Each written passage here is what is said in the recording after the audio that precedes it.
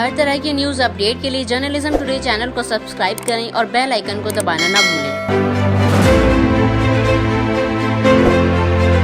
सुनते हैं, अगर इस पृष्ठभूमि को ध्यानगत रखा जाए तो बाबा साहब के बारे में अपनी बात बताते हुए बहुत ऐतिहासिक भाषण अमित शाह जी ने उस दिन दिया। जिन बातों को हम लोग नहीं भी जानते थे, हम खास करके उन बातों का भी उस दिन उन्होंने जिक्र किया।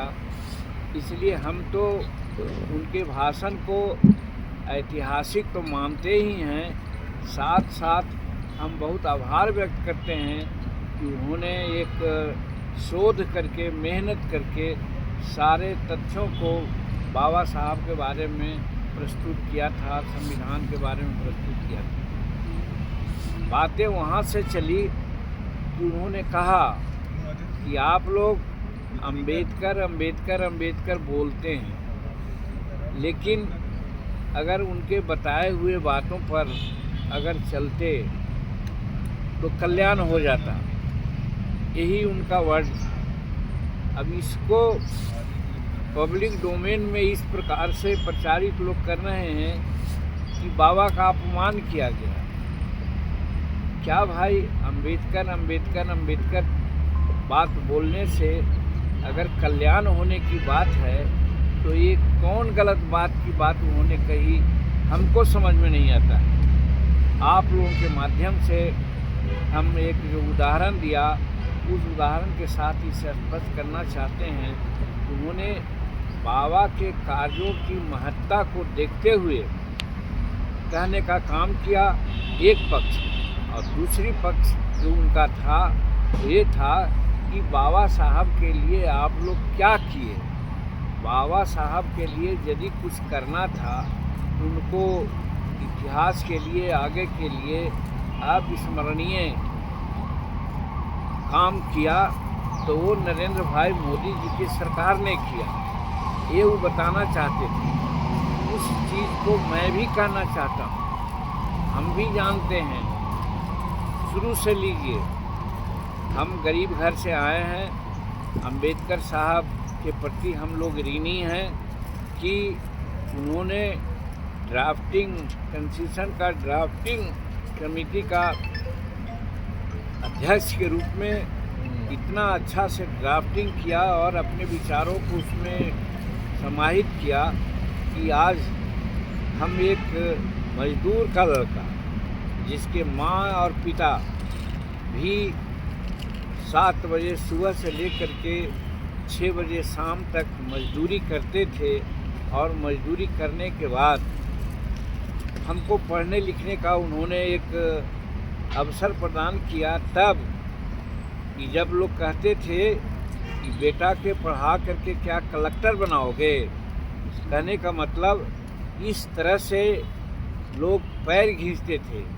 लेकिन जब हम पढ़ने का प्रयास किया तो ये बाबा साहब का ही देन था कि हम आगे पढ़े, हम लोगों को सुविधा मिली, छात्रवृत्ति मिली, आगे पढ़े और एमए तक के पढ़ाई कंप्लीट तो नहीं किया, लेकिन बाबा के द्वारा दिया हुआ आरक्षण के चलते हमें एक नौकरी में भी समावेश मिला।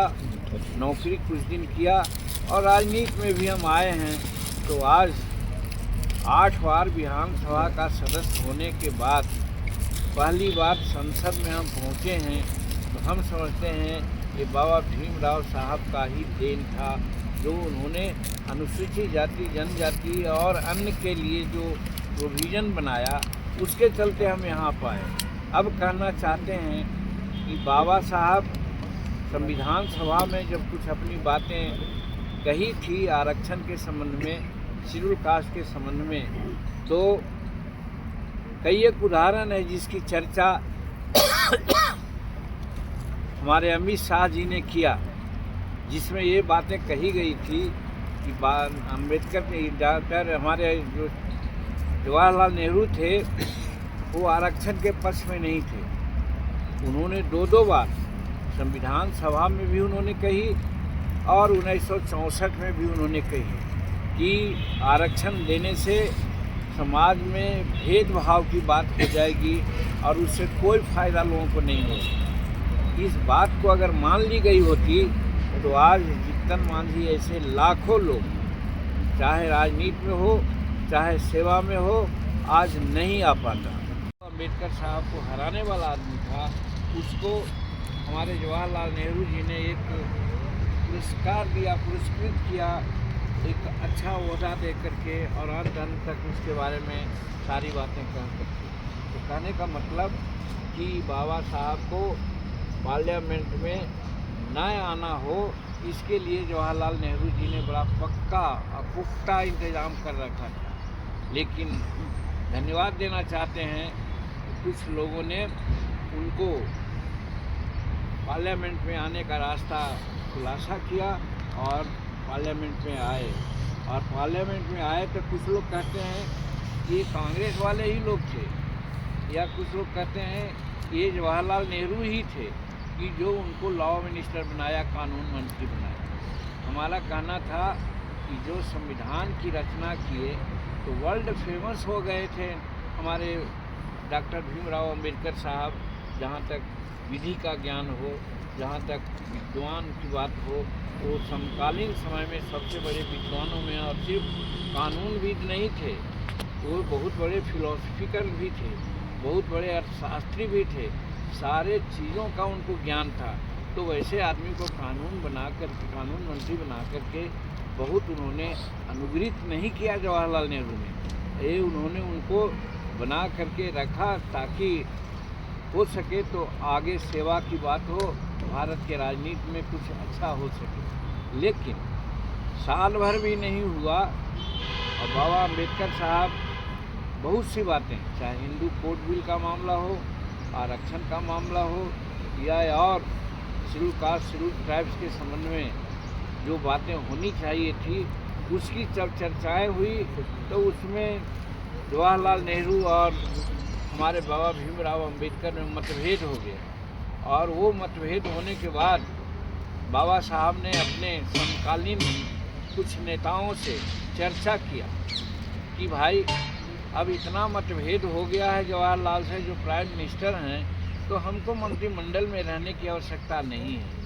हम त्याग पत्र देना चाहते हैं। ये शब्द जब प्रधानमंत्री के जवाहरलाल नेहरू के श्रवण में गया, कानों में गई बात, तो उन्होंने कहा जाने दीजिए, डॉक्टर अंबेडकर के रिजाइन करने से कोई हमारे में कोई फर्क नहीं पड़ेगा। ये नज़रिया डॉक्टर भीमराव अंबेडकर के प्रति जवाहरलाल नेहरू की, या फिर कहिए कि कांग्रेसियों की थी, ये स्पष्ट होता है। वही कांग्रेसियों की जिनके मूर्धन्य नेता इस प्रकार की बात करते थे, और आज संविधान निर्माता का वो जो पट्टी लेकर के घूमते हैं और कहते हैं कि संविधान पर खतरा है।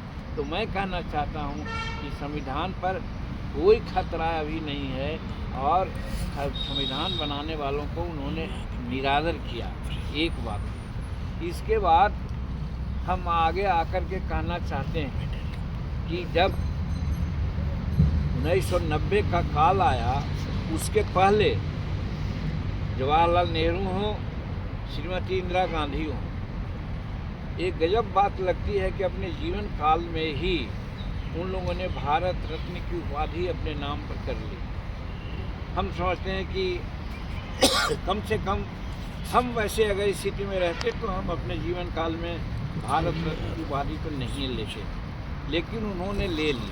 चलिए, वहाँ तक हमको स्वीकार्य है। लेकिन क्या बाबा भीमराव अंबेडकर जब समकालीन स्थिति में सबसे विद्वान, संविधान बनाने में अहम भूमिका रही, क्या भारत रत्न उपाधि के लायक नहीं थे?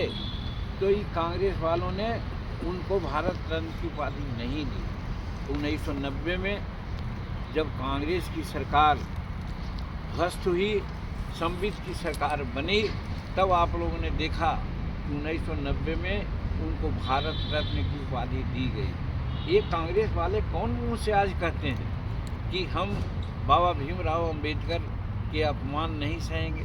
अपमान तो उन्होंने किया। इस चीज़ को उनको अपने मन में सोचना चाहिए था, लेकिन उन्होंने नहीं सोचा। और बाबा भीमराव अम्बेडकर को 1990 में उनको भारत रत्न की उपाधि मिली। एक बात और आगे आप बढ़िए तो बाबा भीमराव अम्बेडकर का नाम लोग भूल ही लिया था, और भूल दिया था, नहीं लोग जान रहे थे। लेकिन जब नरेंद्र मोदी की सरकार आई तो जानते हैं उन्होंने क्या किया। जहाँ जहाँ उनकी कर्मभूमि रही है, जहाँ जहाँ से बाबा भीमराव अम्बेडकर संबंधित रहे हैं, चाहे उनका जन्म स्थान हो, जहाँ उनका निर्वाण स्थान हो, जहाँ उन्होंने काम किया, जहाँ उन्होंने विद्या अध्ययन किया, ये 5 ऐसी जगह है जिसका नाम कोई नहीं जानता था। लेकिन यही नरेंद्र मोदी की सरकार ने, सबसे पहले मैं नाम लेता हूँ ब्रिटेन का